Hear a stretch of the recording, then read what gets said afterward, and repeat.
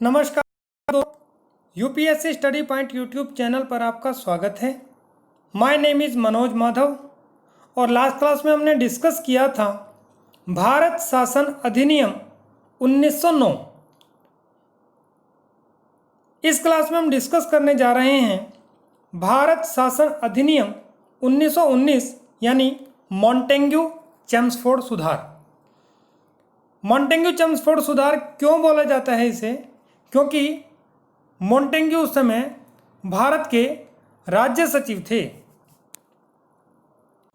और चेम्सफोर्ड उस समय भारत के वायसराय के पद पर कार्यरत थे।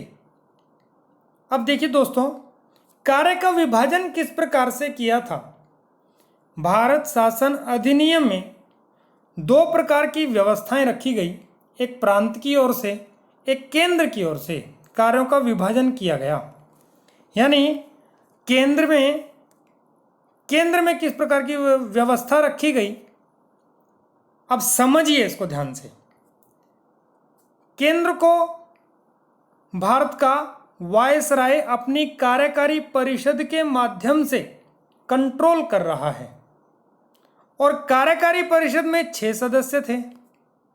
इन 6 सदस्यों में एक जो है सेना अध्यक्ष होता था और वो सेना अध्यक्ष जो है वो ब्रिटिश व्यक्ति ही होता था, यानी ब्रिटेन का ही कोई अधिकारी होता था।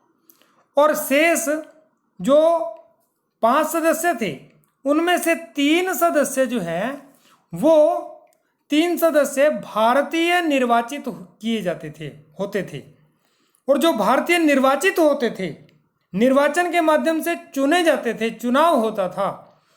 तो चुनाव भी सार्वभौमिक वयस्क मताधिकार के माध्यम से चुनाव नहीं होता था, वो उन लोगों के माध्यम से ये 3 सदस्य चुने जाते थे जो अंग्रेजी सरकार को लगान देते थे, टैक्स देते थे, या किसी पदवी पर थे, या संपत्ति थी उनके पास, या शिक्षा में कोई विशेष स्थान था।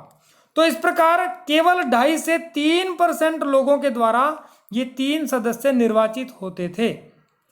अब हो क्या रहा था दोस्तों, ये वायसराय की कार्यकारी परिषद के द्वारा कंट्रोल किया जा रहा था, केंद्र को कंट्रोल किया जा रहा था। परंतु इस वायसराय को भी डायरेक्शन कहां से मिलती थी? राज्य सचिव के माध्यम से। और ये जो राज्य सचिव के माध्यम से डायरेक्शन मिल रही है, ये जो राज्य सचिव के माध्यम से, राज्य सचिव कौन है इस समय? ये मॉन्टेग्यू साहब है। तो मॉन्टेग्यू जो है भारत के राज्य सचिव हैं और भारत का राज्य सचिव ये कहां पर बैठा हुआ है? ये इंग्लैंड की, ब्रिटेन की कैबिनेट का एक सदस्य है और ये इंग्लैंड की पार्लियामेंट के प्रति उत्तरदायी था। तो कुल मिलाकर के ये मॉन्टेग्यू जो है ये राज्य सचिव के पद पर है और ये राज्य सचिव के पद पर रहते हुए ये कंट्रोल कर रहा है वायसराय को। और वायसराय की कार्यकारी परिषद, यहाँ पर कोई भी डिसीजन होता था तो वो कंट्रोल कर रही है केंद्र को। केंद्र में 2 प्रकार की यहाँ पर द्विसदनात्मक विधायिका थी। वो जो द्विसदनात्मक विधायिका है, इसमें दोस्तों देखिए द्विसदनात्मक विधायिका किस प्रकार की है, इसमें कैसी व्यवस्था की गई थी। इसमें एक थी राज्य परिषद और दूसरी थी केंद्रीय विधानसभा। ये राज्य परिषद उच्च सदन मानी जाती थी, जो वर्तमान में राज्यसभा के नाम से जानी जाती है। और ये जो केंद्रीय विधानसभा थी ये निम्न सदन के नाम से जानी जाती थी और वर्तमान में जो लोकसभा के नाम से जानी जाती है। इसमें अब कुल सदस्य संख्या कितनी थी इस राज्य परिषद में, यानी वर्तमान राज्यसभा में, उस समय की राज्यसभा में 60 सदस्य टोटल थे। कुल सदस्य 60 थे। उन 60 में से 33 सदस्य जो है वो निर्वाचित होते थे और 27 सदस्यों को वायसराय वह नॉमिनेट करता था, नामांकित करता था। और इसी तरह से इन सभी का जो कार्यकाल था वो 5 वर्ष था। अब ये 5 वर्ष का जो कार्यकाल था, इस 5 वर्ष के बाद ये यानी सदस्य रिप्लेस किए जाते थे। अब देखिए दूसरी तरफ क्या व्यवस्था थी। कुल सदस्य संख्या इधर की तरफ यानी लोकसभा की तरफ यानी निम्न सदन में कुल सदस्य संख्या 145 थी और निर्वाचित होते थे उनमें से 104 सदस्य, नामांकित किए जाते थे 41 सदस्य, और इनका कार्यकाल कितना था दोस्तों? 3 वर्ष का था। देखिए दोस्तों, इधर का सारा का सारा, यानी जैसे वर्तमान में लोकसभा में 2 सदस्य वो नामांकित किए जाते हैं राष्ट्रपति के द्वारा, तो इसी प्रकार से यहां पर भी उस समय वायसराय के द्वारा नामांकित होता था। इसी तरह से इधर भी, यहां पर भी जैसे राज्यसभा में 12 सदस्य वर्तमान में नामांकित होते हैं, नॉमिनेटेड होते हैं, तो यहां पर भी 27 सदस्य वायसराय के द्वारा नॉमिनेटेड हो रहे हैं। तो आप ऐसा मानिए जैसे वायसराय जो है वो वर्तमान में जो रोल राष्ट्रपति का है वही रोल उस समय वायसराय का था, परंतु उनके पास ज्यादा पावर्स थी।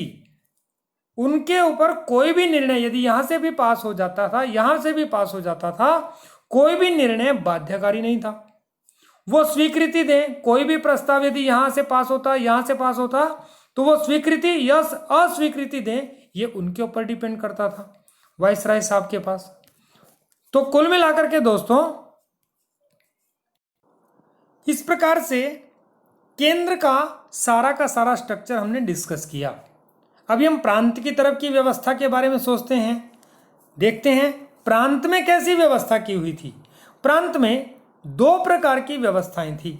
इधर प्रांत में 2 प्रकार की व्यवस्थाएं, एक हस्तांतरित विषय थे और एक आरक्षित विषय थे, यानी डबल गवर्नमेंट के सिद्धांत का पालन किया जाता था। डबल गवर्नमेंट यानी द्वैध शासन, दोहरा शासन था। वो दोहरा शासन क्या था? उसमें अलग अलग प्रकार के विषयों को अलग अलग प्रकार के माध्यम से टैकल किया जाता था। और जैसे एक तरफ थे गौण विषय यानी कृषि, स्वास्थ्य, शिक्षा, पुस्तकालय और स्थानीय शासन, ये सब गौण विषय थे। इन सब विषयों का संचालन जो है वो कौन करते थे? वो गवर्नर जनरल और उसके विधान परिषद के प्रति उत्तरदायी मंत्रियों के माध्यम से किया जाता था। ये सभी हस्तांतरित विषय की कैटेगरी में आते थे और इन्हीं के प्रति उत्तरदायी व्यवस्था थी।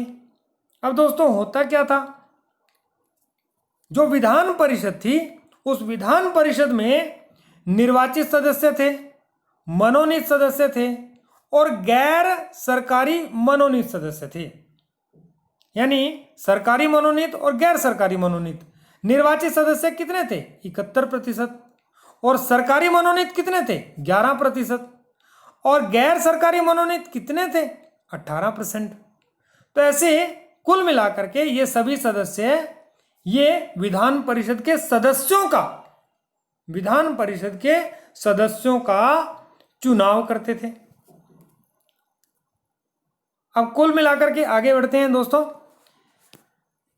इसी में ही प्रांतों में जो हस्तांतरित विषय थे इनमें सांप्रदायिक निर्वाचन प्रणाली का विस्तार किया गया। तो जो पहले अभी तक मुस्लिमों तक सांप्रदायिक निर्वाचन प्रणाली जो थी वो सीमित थी, लेकिन अब सिखों को भी दिया गया, ईसाइयों को भी, और एंग्लो इंडियन और यूरोपियन को भी दिया गया। यूरोपियों के लिए भी सांप्रदायिक निर्वाचन प्रणाली का विस्तार किया गया। यानी सांप्रदायिक निर्वाचन प्रणाली का मतलब है कि सिख कैंडिडेट यदि जहां से खड़ा होगा तो वहां सिखों को ही मत डालने का अधिकार है। इसी प्रकार से प्रांत में और क्या व्यवस्था थी? प्रांतों में एक अलग बजट था और केंद्र के बजट से ये प्रांत का बजट अलग कर दिया गया। अब दूसरी तरफ आते हैं दोस्तों। दूसरी तरफ आरक्षित विषय थे। उन आरक्षित विषयों का संचालन कौन करता था? आरक्षित विषयों का संचालन गवर्नर और यानी प्रांत के गवर्नर और उनकी कार्यकारी परिषद के सदस्य करते थे। कार्यकारी परिषद करती थी। तो ऐसे कौन कौन से विषय थे जिनका संचालन ये लोग कर रहे थे? वो विषय थे महत्वपूर्ण विषय, यानी न्याय था, वित्त था, पुलिस था और विदेश था, समाचार पत्र, भूमि और कर। ऐसे अलग अलग विषय जो महत्वपूर्ण विषय थे उन सभी विषयों का कंट्रोल जो था, उन सभी विषयों का कंट्रोल वो गवर्नर और उसकी कार्यकारी परिषद के पास था। और इन विषयों के ऊपर कोई उत्तरदायित्व का सिद्धांत काम नहीं करता था, कोई उत्तरदायी गवर्नमेंट का सिद्धांत कार्य नहीं करता था। इस प्रकार से कुल मिलाकर के अंग्रेजों ने हमारे लिए उत्तरदायी व्यवस्था की जो वो केवल इन विषयों के लिए की जो गौण विषय थे, महत्वपूर्ण विषयों का उत्तरदायित्व हमें नहीं सौंपा गया। तो इस प्रकार हम लोगों ने आज भारत शासन अधिनियम 1919 यानी मॉन्टेग्यू चेम्सफोर्ड सुधार के बारे में डिस्कस किया। आशा करता हूं कि आप सभी को ये वीडियो बहुत अच्छा लगा होगा। हमारे वीडियो की करंट अपडेट पाने के लिए हमारे चैनल से जुड़िए और हमारे चैनल को सब्सक्राइब कीजिए, शेयर कीजिए। Thank you for watching this video. Have a nice day.